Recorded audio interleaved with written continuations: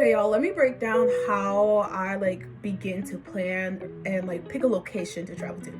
First, I break out Google Maps. I'm not playing. I literally break out Google Maps and I start looking at countries. I'm not even, I'm being so serious. This is a process. I will look at countries. I'm what's going on in South America? I'm like, okay, well, I've never been to Ecuador before. What's going on in Ecuador? The second step is that after that, I start doing research on TikTok.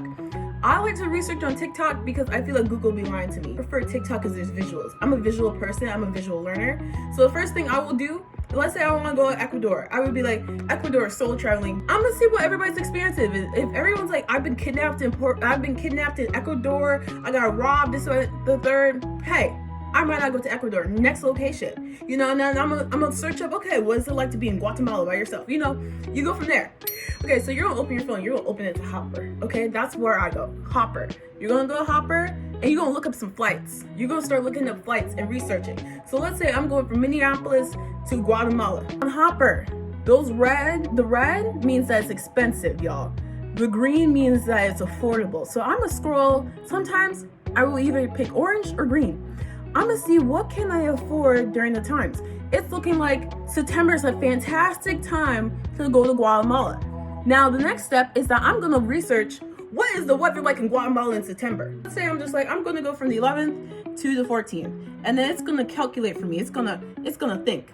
While it's thinking, I'm gonna start searching what is the weather like in Guatemala during September. Is it rainy? Is it gonna be a hurricane? Is it gonna be a monsoon? Is that typical for that time of the year? Because then maybe I shouldn't be going. You know what I'm saying? I'm like, okay, it's $292 round trip to Guatemala. That's affordable. Let me put that money aside.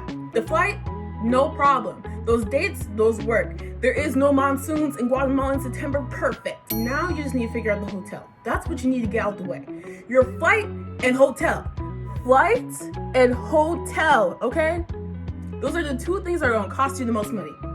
Flight, hotel, and sometimes transportation from the airport. The airport's far away, okay? Expedia, bookings.com, Agoda. What's another website? I have a few on here, okay? Whatever, it doesn't matter. I'll put them on the screen. That's basically all you need. Basically all you need. Once you got that flight and that hotel, that's all you need. That's all you need, babes. You don't need nothing else. After that, you can figure out excursions. Excursions could be like $50, maybe $100, depending on the excursion. Those don't need to be booked in advance unless you're going to Japan, and that's a whole nother video. And that's how I plan to travel. I hope you guys enjoyed that. Sure.